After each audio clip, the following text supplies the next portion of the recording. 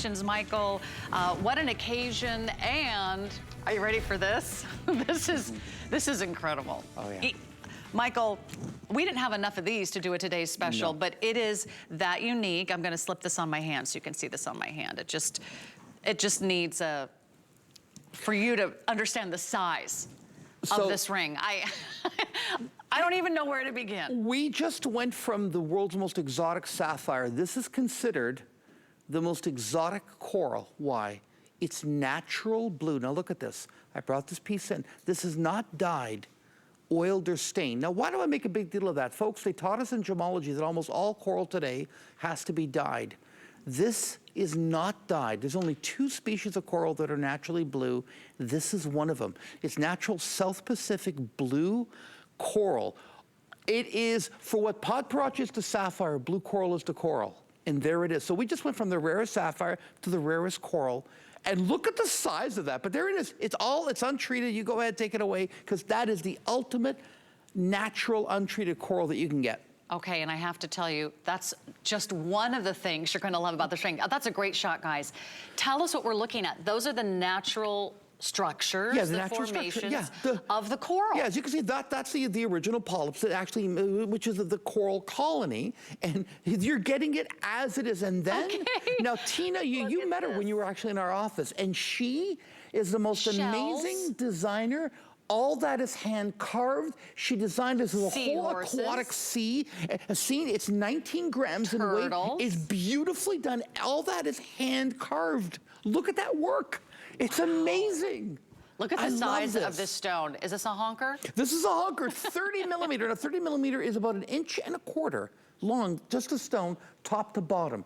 Now that is a beautiful ring. How fabulous is this? Oh, yeah. Have you ever seen anything like this? I'm gonna call this the under the sea ring. Yeah, totally. Because you'll feel like the Little Mermaid. You'll feel like a princess wearing it. The color is all natural, Michael. Completely natural. As you can see here, that's why I bring in the coral. This is not dyed, oiled, or stained at all. Nothing is done to it. And then, of course, to give that sea life, we did all the carving by hand.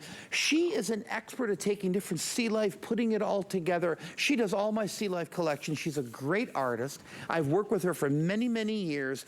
And you know, this is the time of year you're wearing all your sundresses. You want to have that big, bold ring. Well, this is it. And this is from the South Pacific. South Pacific, there it is, untreated, not dyed. Wow. It is the rarest color for coral is blue. And if you've ever been scuba diving, you don't see blue in the ocean. You see the water blue, but you don't see the coral blue. You see a lot of reds and different colors like this.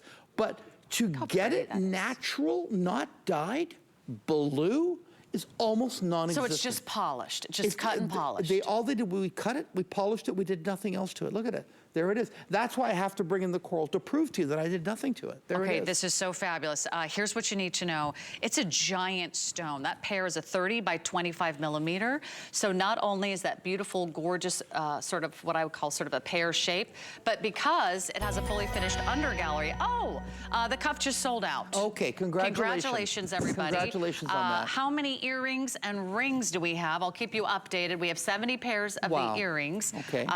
We still have, I believe, the ring in sizes 5 through 11 going fast. And then I know the pear shape and the Today's Special, also not long for this world. But back to this amazing blue coral. I was just gonna say, what you will love about Michael Valitutti's gemstones, they're very wearable. Extremely. Now notice, every time I move my hand, it does not flip, it doesn't spin, it's not top heavy, it's so perfectly proportioned, it's so well balanced, it hugs your finger, and I love how beautifully intricate the details are. It's absolutely beautiful. Do you know where we were inspired by this?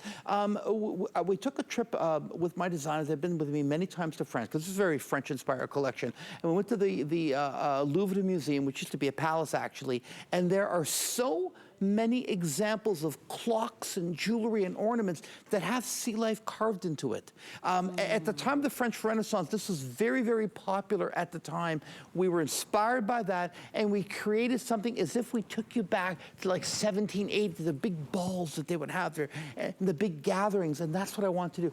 See, I'm very much an artist. My daughter actually just graduated from design school, and it's part of my passion. Amazing. I love the art. I love the stone, of course, but the artwork, oh my God. And that's why all of your gems, Michael, are wearable works of art. And if you're new to HSN, if you're new to Michael Valitutti, and you're like, who is this crazy Italian Canadian? He's a graduate gemologist. Yep. Do you know what it takes to graduate with a gemology degree? From GIA, a lot. From GIA, a lot. You have to singly identify every single stone. And show all your work, and there's zero error. You can't get a mistake. You can't miss so you have one to show, gemstone. no, you have to show all your readings, and your readings have to be perfect.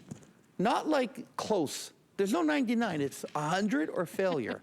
And I passed it on the first time. Not surprised. Oh, and I studied. Not surprised. So. And then, Michael, you also travel to all these exotic destinations. And so you meet directly with the source. Yes. Often you go to the mines or you meet with them in Tucson. Right. You hand select the stones. Yes. Every single one of the presentations you're seeing tonight, you saw the stone first. Absolutely. And you selected it based on its color or its quality or its rarity. That's why I'm so passionate. It's not just because who I am. I was involved in every single aspect of this. From the moment I found the coral, you know, we don't have hours here, but I could tell you a story, how I found it and who I was with and what.